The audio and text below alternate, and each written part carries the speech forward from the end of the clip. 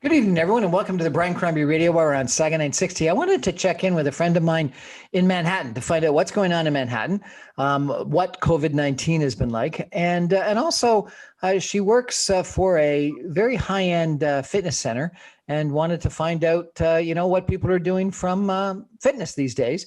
And she's had a reasonable milestone birthday recently, and she's been posting a bunch of stuff about that. So I thought I'd check in about what that felt like. Welcome to the show, Amy Stevenson. How are you? I'm great, Brian. Thank you for having me. So tell me what's going on in Manhattan. We understand that you've opened up. The city is opening up. It's starting to feel good. We're getting people coming back. If you're fully vaccinated, your mask is an option, and I think people are being careful, but and respectful of each other. But feels good. Feels good. Back to seeing each other's smiles and faces. And restaurants, are they open? Restaurants are open. I think they're back to like regular capacity, and indoor, outdoor dining, depending on the weather, it's all in full swing. You can sit at a bar and have a glass of wine. And offices, have people gone back to work, or are they still working from home? I think you're seeing a mix. I think you're seeing a little bit of both. I think offices are opening to people coming back. But I think where you're really going to see that open back up is in September after the Labor Day weekend. Most of the financial organizations are saying September. So I keep hearing these stories of friends of mine from Manhattan that have, relocated to Long Island or to Connecticut or to Pennsylvania, or even some of them have moved their families to Florida, and they're working remotely, and they're put their kids in different school systems, and they said they haven't been to their offices in Manhattan in a year and a half. It's true. It's, I think Wall Street just about a month ago invited a few people back at a certain point, but we're seeing a lot of our members are, out in the Hamptons, out on the shore, and at their homes in different areas. So a lot of people have left the city, but I think people are starting to make their way back. And athletic clubs, what's happened to them? You've opened up? We're open again. We've been open again since September with, restrictions and guidelines to keep everybody safe and healthy, including our members and our staff. And as things get better, the infection rate is really low here in New York again. And the vaccination rate is getting high. They said today that when we get another point or two, they're just going to open the city wide open without distancing or masking restrictions. So we've got our masks off and everybody's on their honor. And if you're vaccinated, you can work out at your own risk, I guess you could say. And do you have like capacity constraints? Do people have to, wipe down their equipment after every usage? We had like a whole bunch of rules in Toronto that, there were capacity constraints, there were waiting lists, there were times that you had to come in and get out. You had to do special cleaning protocols. What's happening in Manhattan? Yeah, no, I very similar. Again, we're following all the CDC guidelines and partnering with, some people in the health industry that are saying what works and keeps everybody safe. So, we have about 16, 20 stations throughout where you can wipe down your own equipment. We have a full-time maintenance crew who is using the HEPA. We've got HEPA filters, MERV 313, air filters. So we're making sure the air's safe. We are using electric static cleaners 3 times a day. And people book an appointment so that we can control the capacity, but it really hasn't been an issue. So you're back to normal. It feels way normal. Well, I hope that this is a harbinger of what's going to happen in Toronto, because let me tell you, I'm ready to get back to normal. Yeah. Go to a restaurant, maybe go work out. It feels very, very good. And it's going to be nice if we can cross the border again sometime soon. Yes, that would be amazing. We're chatting tonight with Amy Stevenson, friend of mine from New York, to number one, find out what's going on in New York. But then number two, she's got, I think, a couple of interesting things to tell us about. She works at a high-end athletic club. I want to talk about that. She's recently celebrated a milestone birthday, and she did it in some interesting ways. We're going to talk a little bit about that. And we're going to talk a little bit about life. Stay with us.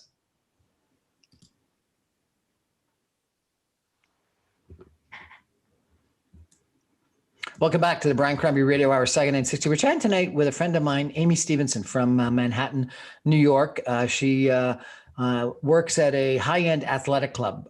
And I wanted to, in addition to finding out what was going on in New York, I wanted to find out about athletic clubs, if I could, because there's been this trend, Amy, to really high-end athletic clubs. And I think it probably started in Manhattan versus, the ones that are sort of the meat market, cheaper places. Tell me about that trend and why you think it's taken off.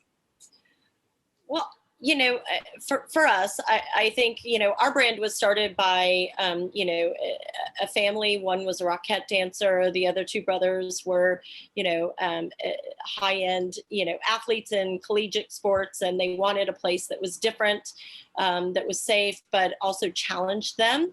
So, we really look at maximizing people's results. But it's not just a gym, it's a health club, it's a community. You can't get what we do anywhere else except for with us, but it's everything. It's everything from nutrition to regeneration. It's an experience. It's some place you can come and you can spend the day. You can do a meeting. You can have your laptop, have your lunch, get in your workout, your shower. Everything that you need is right there. What's regeneration? Regeneration. It can be, your yoga. It can be your spa experience. We do everything from cupping, taping, compression. Hold it. What's cupping? Cupping. Cupping is a type of regeneration to get the blood flow moving. Makes awful marks on your body, but good for circulation and rejuvenation again. What's taping? Taping, if you have an injury, you have some kind of a pull. Actually, when I got the shot, my arm was just killing me from where the injection was. And one of our therapists taped my arm, and within an hour, it had cleared up the muscle and loosened that up so I could move again. Okay, and you mentioned a couple others. So cupping, taping, what else? Full, you come for a facial, you can get a full body massage, whether you're looking for a sports massage or just a relaxation. We do it all there. So whatever. It's almost a spa and a fitness club. There are 7 different businesses within our one space. Everything from, a shop where you can look great, be pre-workout and during your workout, to grabbing your favorite juice or a salad. You can get your Pilates, your personal trainer, your spa, or just, meet your community for group fitness or your regular workout. So, and is this an annual membership or a monthly membership or a per come, day membership? How does the system work? I'm in the very first club that was ever built, and most of our members take great pride on the fact that they were the first members standing outside when we had a table and we're getting people to join. Most people don't leave us. Once they join, they're part of our community for a very long time, like 26 years. So that's surprising, because I thought that there was a fair amount of churn in the fitness world. I think that, again, we don't think of it as a gym, or it is a community, and we care about each other, and we're a residential club, so the people live and work in that area, and they all get to know each other well and become friends, and we count on each other. How'd you get into business? Interesting enough, was in retail for 25 years, but always had a passion for fitness. Got my group fitness certification years ago. And when I was looking to do what I loved, I turned to the brand that I was already a member and loved what I did, and said, gosh, if they could pay me to come in here every day versus having to pay to come in here every day, that'd be an amazing thing. So I made the turn about a year ago. Well, but so you've only been there a year. I thought it was longer. I apologize. No, just about a year. But you've been a member for a long time. I've been a member for a very long time. Yeah, probably 7 years. And when you talk to people and you tell them about your passion for fitness, why is that? It always has. When I was a little girl, most little girls grow up and they want to be a dancer, a rocket scientist, wherever little girls want to be. I wanted to be the first girl to play Major League Baseball. So it's always been a passion of mine. You got a good throwing arm? I'm a pretty good arm. Did you play baseball? I did. Well, I played, up until the boys started throwing the ball and trying to get me out of the game. But I played softball all through high school. So for sure. Yeah. So you grew up wanting to be an athlete, and that's what Yeah. motivated you. Yeah. My dream was to be an Olympic athlete. I was looking for, just the right sport that I could be good enough to be the best. And, just a dream. But, I did my first sprint triathlon when I was 15 years old, and my first marathon when I was 30, and done 9 since. So, What marathons have you done? I have done Chicago 3 times. I've done New York twice, Dallas, Miami, Cincinnati twice. That's it. I think that's it. And what's the most recent one?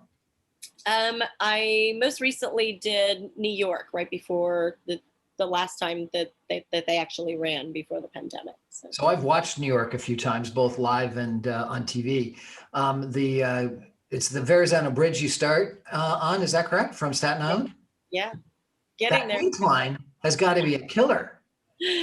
They always say New York is flat. There's nothing flat about New York, especially, lots of hills, whether you're coming back on the bridge from Brooklyn or the Manhattan Bridge, coming over Queensboro, you're in the 5 boroughs. There's no greater way to see a city than to run it. And then ending in Central Park, which is not even close to flat. So it's a brutal run, but the fans are amazing. I think it was a 5K run that the New York Athletic Club sponsored in Central Park one time, and it followed whatever the route was through Central Park that the marathon goes.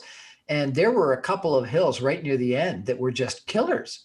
Yeah, no, it's luckily, I live very close to the park. I'm fortunate enough that it is my course that I run on a normal basis. And I did all my training there and I would just pick a hill and do a lot of sprints because I knew, after 25 miles, you're running the last mile and a half inside the park on the hills. And, the last thing you want to do is a hill on mile 26. So the fun thing about New York, I think, twice I've been there on the race weekend and watched some of it, is how many people come out to cheer people on.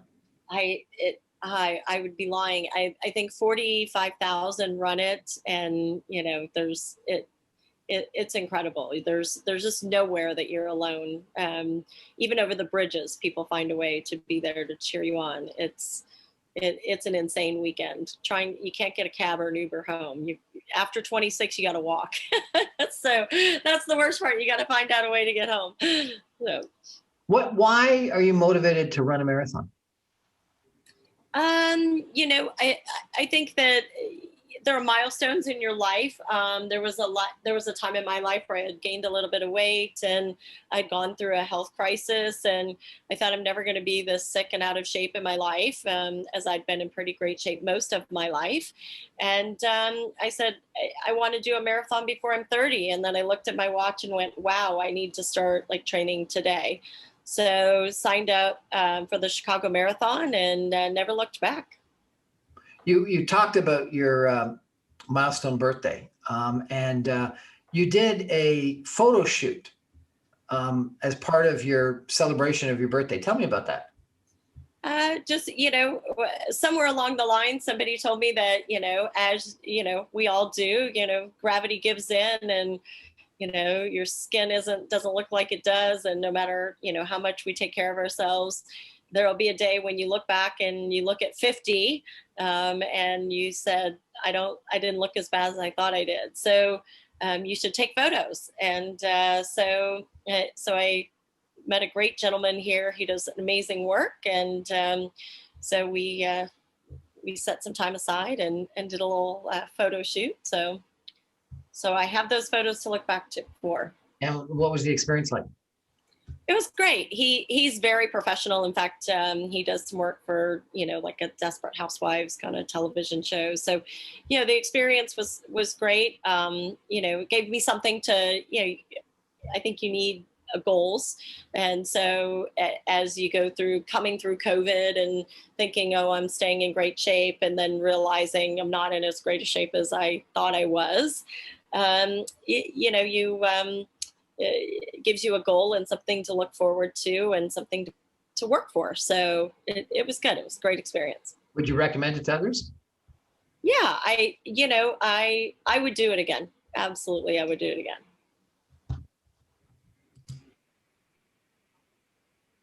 So Amy, could we share some of them? Sure. Go ahead. Sure, you don't mind. Compliments of my great photographer, Brett Josephs. So these were taken in a studio?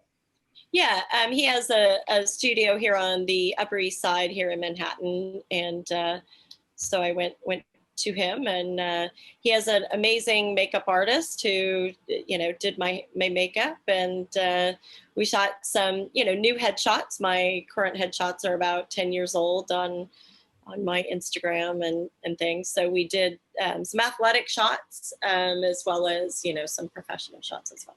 And some in dresses and some in tank tops and shorts. Yeah, just a suit, and then he was amazing. He wanted to continue to do. I always laugh and when models say it's such hard work and all of that, and I was exhausted. I was like, I can't take any more photos. I can't smile anymore. I'm done. No, yeah, we're not going to do any more photos. So. And how many magazines did you submit them to for cover shots? Oh yeah, none. Just you. Yeah, just you. For your eyes only. Well, that must have been a lot of fun. It was a great day. Like I said, it was, the goal was great and gave me something to look forward to. And then he does such beautiful work, so I was happy with it. Recommend it to people as a way to celebrate a milestone birthday. Yeah, no, I would do it again. Awesome. And what else did you do to celebrate the birthday?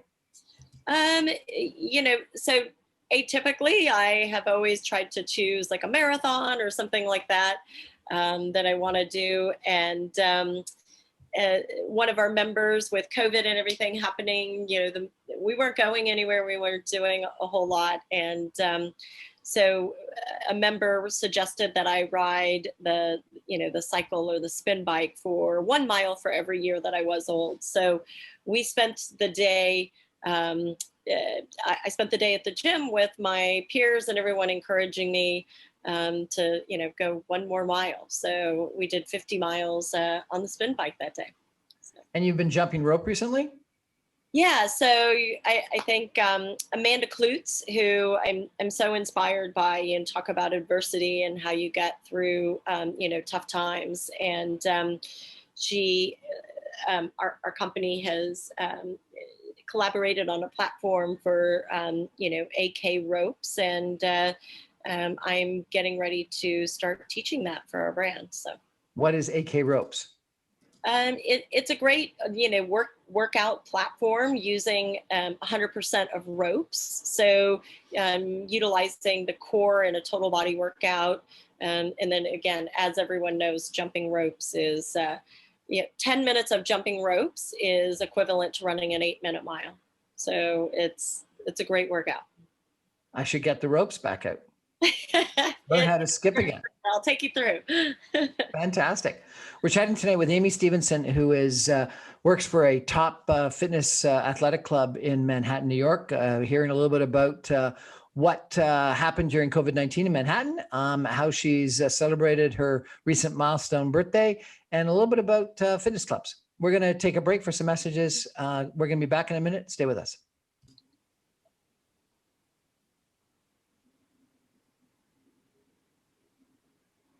Welcome back to the Brian Crombie Radio Hour on Saga 960. I wanted to check in with Amy Stevenson. She's a friend of mine in Manhattan, New York. She works for a high-end athletic club. And I wanted to find out, number one, what's going on in Manhattan. It sounds like it's opened up, which is good news, because hopefully that'll be a good example for what's going to happen in here in Mississauga and Toronto soon. But also, she celebrated this milestone birthday and had an interesting photo shoot that really wanted to show her future self, I guess, what her current self looks like. But you had a couple of other things that you did during COVID, Amy. Tell us about you started taking a shot a day or something like this. What was this all about? Yeah, well, when COVID hit, we all went home, not knowing, were we going to be back in, a couple of days, was going to be 2 weeks.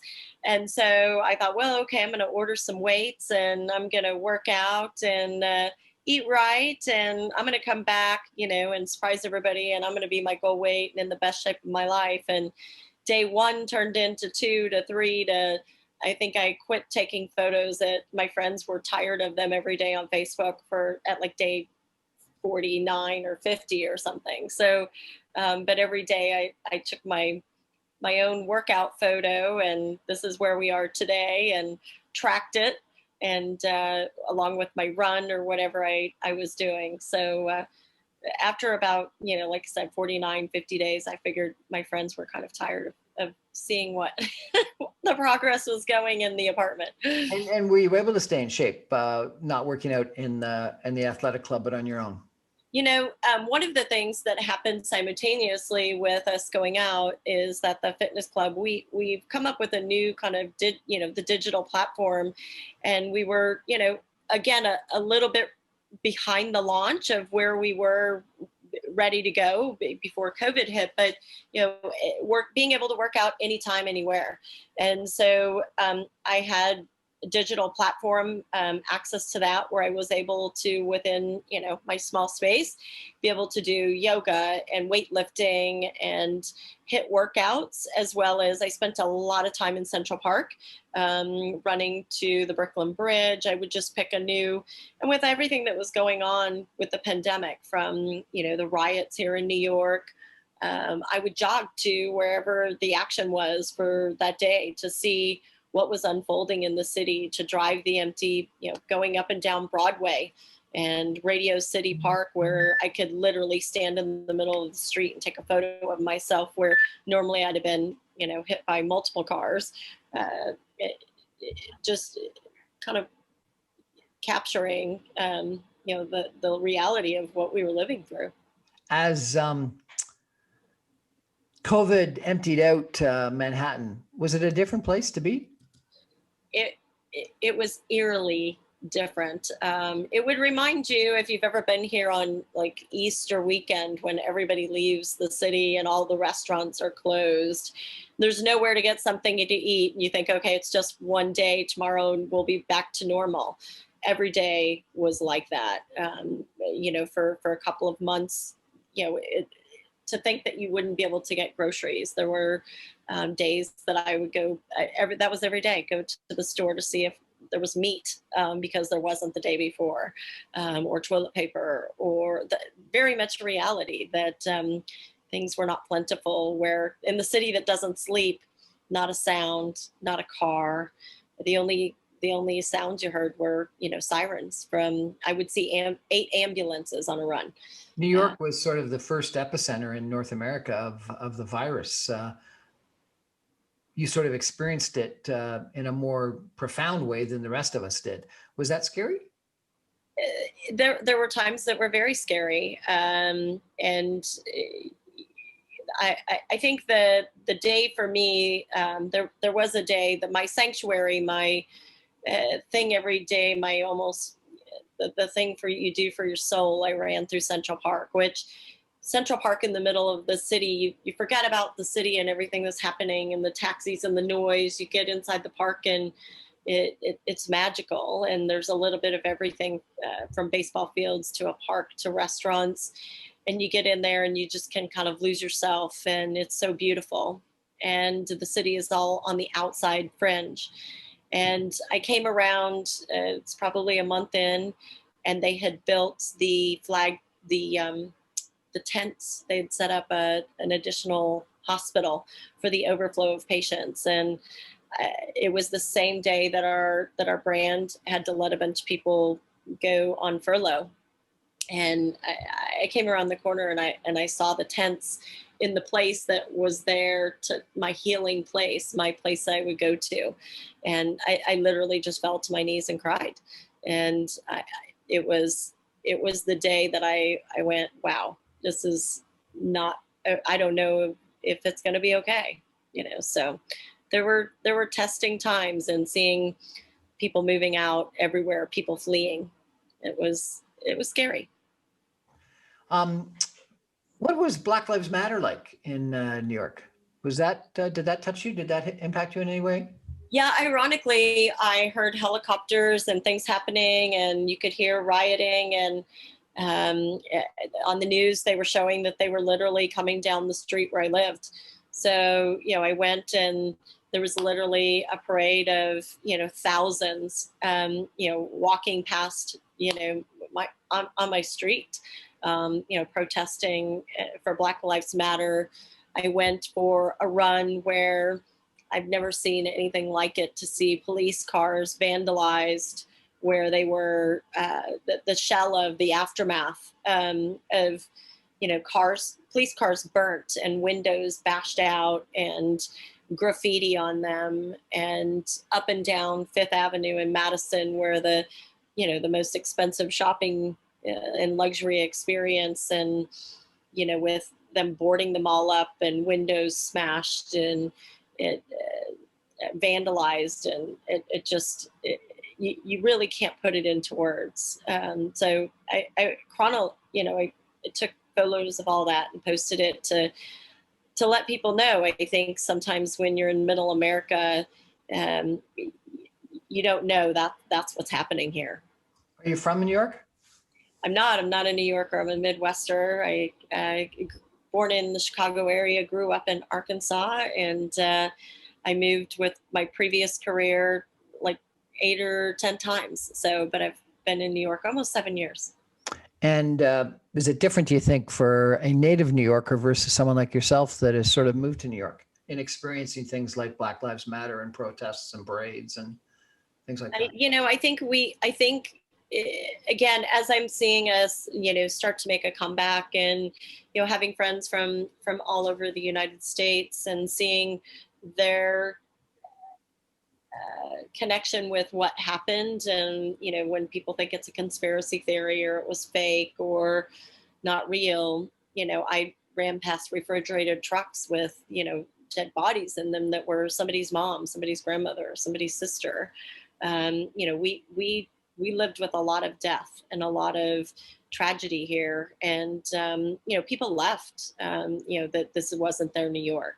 And so I think that people are starting to come back, but we've taken it serious here. I mean, I wonder if we'll ever be fully unmasked again. I'm sure we will, but people are respecting each other, and it was very real here. It was real to us.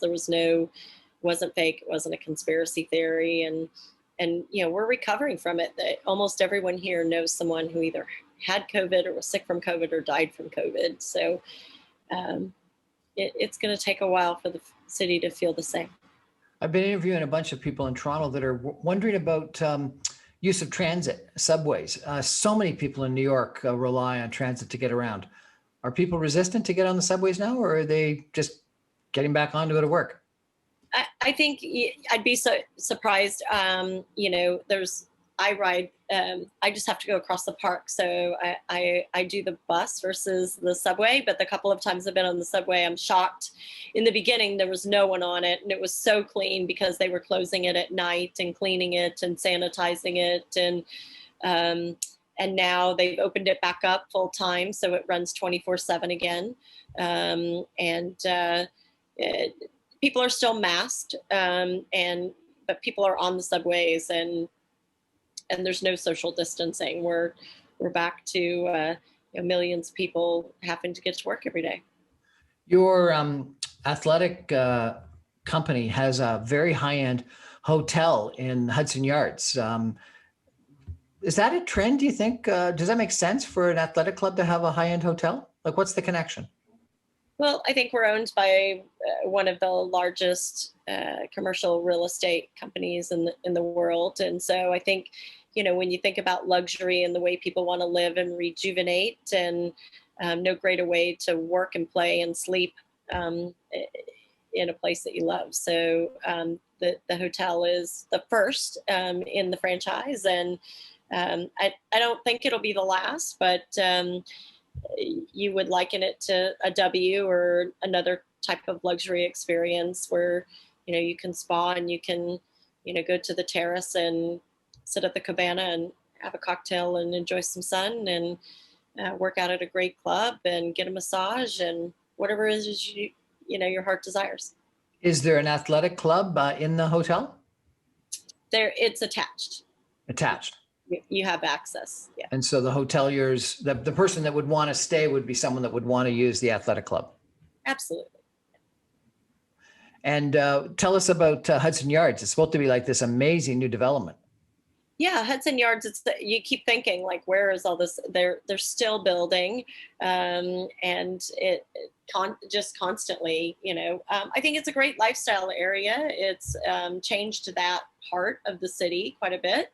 You see a lot of tourists. The Edge. You can get 109 stories up and see New York, the entire world from the platform there, and it's a platform that sticks out at 109 stories up. So and a glass ceiling, so so you can look down and if you want to see Manhattan in a way that you cannot ever see it again. So it's there's a lot of experience there. There's a lot of restaurants. They're doing some things to bring people down. A lot of great residential living there, but they continue to just keep building. Sounds like an amazing development and a great hotel. I'm going to have to come check it out sometime. There you go. We're chatting tonight with Amy Stevenson. She's a friend of mine in Manhattan. I wanted to check in with her in regards to what's going on in Manhattan and a milestone birthday she recently had. I won't mention what number, but whatever the number is, you're looking pretty good for it, Amy. And also, works at one of the most successful high-end athletic clubs. And I wanted to find out a little bit about that club and its hotel, and why this trend to these high-end clubs. We're going to take a break and come back with some concluding comments in just a minute. Stay with us.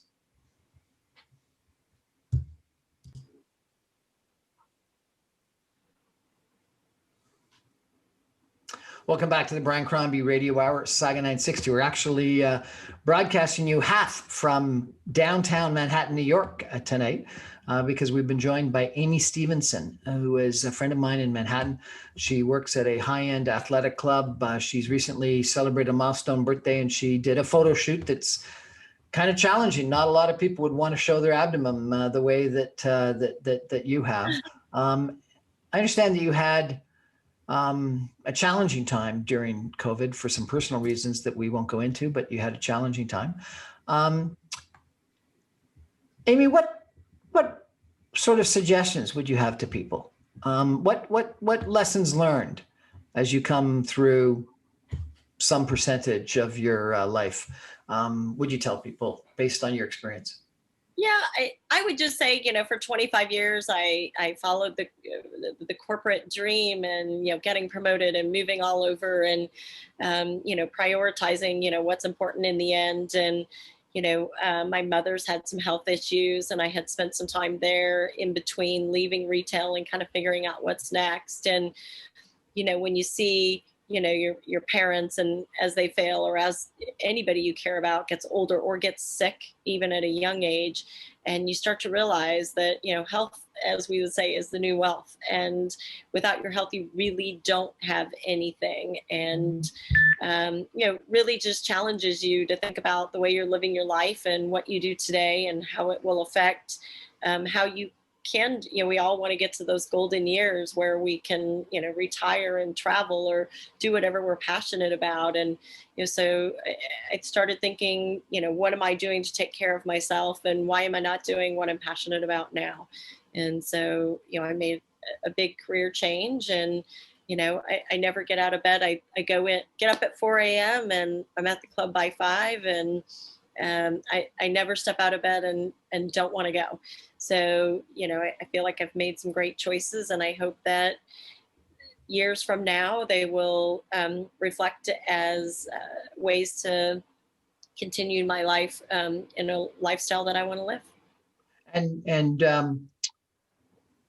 getting through this challenging time, what got you through that? Because you've been posting a bunch of sort of introspective things on Facebook recently. Well, I think I'm always trying to be introspective. I'm always trying to think about, like, how do you be your best self? I think that that's just a constant. I think, we're always looking at, how can we, whatever your goals are, if they're financial or health or wealth, whatever your goals are, like how do you become a better person? And how do you better yourself in spiritual, whatever area you're working? And so I think I've always looked for affirmation on a daily basis of, what motivates me today.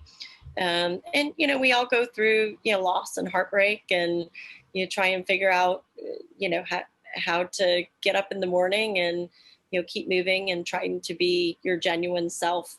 Find that from? Is it from religion? Is it from yoga? Is it from reading books? Where is it that you find that true self, that passion, that resilience?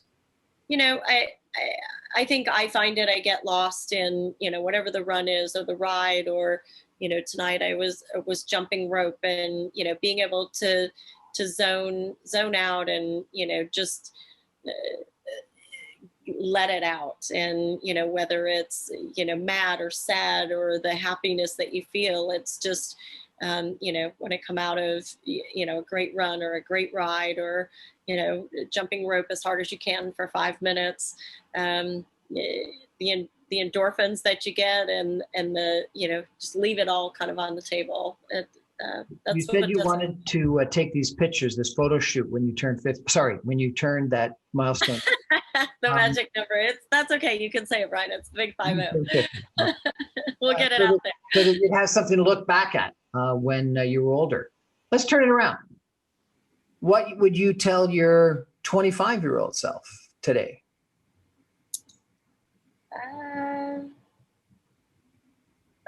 That's a tough one.